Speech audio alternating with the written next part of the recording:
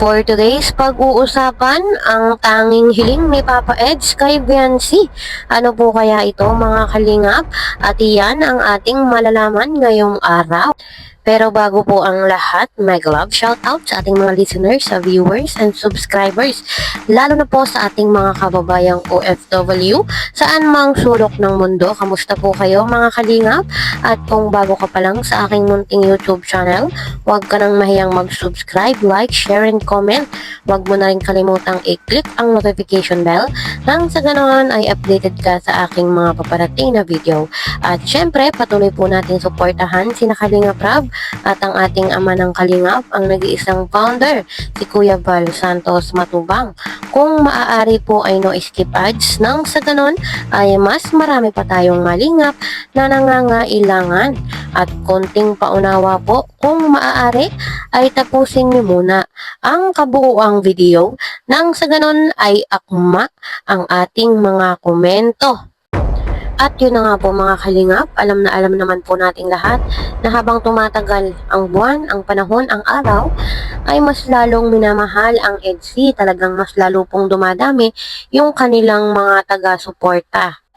Patunay na talagang pumapatok yung kanilang love team, yung kanilang serye ni Kalingap Rab, dahil alam naman po natin na habang tumatagal yung panahon talaga, hindi po natin yun maikakaila na talagang patuloy silang minamahal at tinatangkilik ng masa. Katulad po nung sinabi ni Kalingap Rab na sa lahat nga daw po ng kanyang love team, ang EDSI daw po yung pinaka-mysterious. Kumbaga po ay hindi daw natin malalaman yung totoong estado ng EDSI. Kumbaga ay maguguluhan yung mga viewers, yung mga supporters kung ano na ba talagang meron sa EDSI, dahil nga po siguro yung kanilang mga binibigay na signal, yung kanilang mga ipinapakitang mga kilos, mga gawa ay hindi maiintindihan kung ano ba talagang estado ng kanilang puso, ng kanilang love team, ika nga.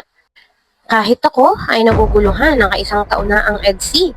Pero wala pa rin tayong pinanghahawakan na sa huli ay EDSI ang magkakatuluyan.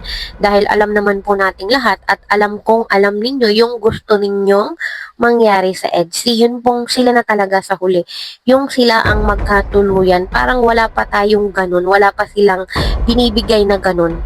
Although alam naman po natin na may feeling sila sa isa't isa. Gusto nila, mahal nila yung isa't isa. Pero yun nga po, wala pa silang binibigay sa atin dahil alam na alam naman po natin na gusto po talaga natin na magkatuluyan ang EDSI sa huli. Ika nga po ni Kalingap Rab sa lahat ng kanyang love team, ang EDSI nga daw po yung talagang pinaka malaki ang pagsubok na pagdadaanan. Yung malaki, mataas ang ang bakod, parang ganun po. Dahil alam naman po natin na si Papa Eds ay INC at si Biancy ay Catholic. Magkaiba po yung kanilang religion. Talagang isa sa kanila ay magsasacrifice. Kumbaga willing dapat. Kumbaga yun nga, isasacrifice mo yung iyong kinalakihan kung ano man po yung kanilang pag-uusapan. Dahil alam naman po natin na medyo mahirap na usapin ang isang religion. 'Di ba? Mahirap din naman pagtalunan pa nila 'yan sa future. Kaya sabi po nga ni Kalingap Rab ay medyo malaki yung bakod. Kumbaga bago nila hamakin yung kanilang pag-ibig ay talagang hahamakin talaga ang lahat. Kaya po mahirap. Si Joy, kung di po ako nagkakamali, ay INC din. Pareho sila ni Papa Eds. Kaya po, hindi nagkakalayo yung sitwasyon ng EDSI at saka Dan Joy. Talagang pagdating sa religion, ay mahirap na usapin. Lalo pa at ang iyong napupusuan, ang iyong natitipuhan, ay iba ang relihiyon. Talagang mahirap talagang magsasacrifice. Depende sa inyong usapan kung sino yung magpapakonvert. Diba? Pero sabi nga nila ay sa ngalan ng pag-ibig.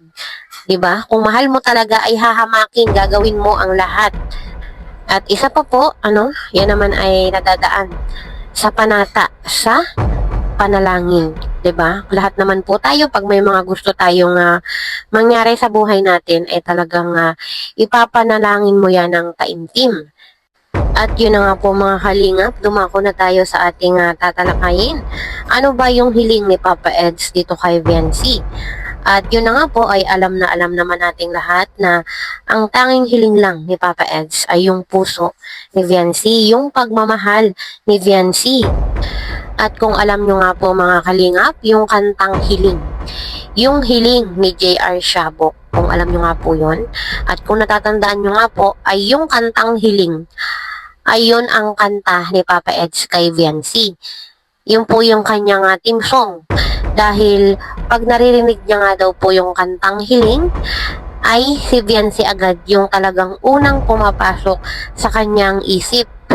Maganda po yung kantang yun mga kalingap, kaya saktong-sakto kung ikaw ay may napupusuan, iparinig mo yung kantang yun ay magugustuhan niya dahil maganda po talaga yung lyrics. At yun nga po mga kalingap, alam naman po natin na hindi mag-e-effort si Papa Eds dito kay Viancy kung wala naman talaga siyang feelings na nararamdaman dito.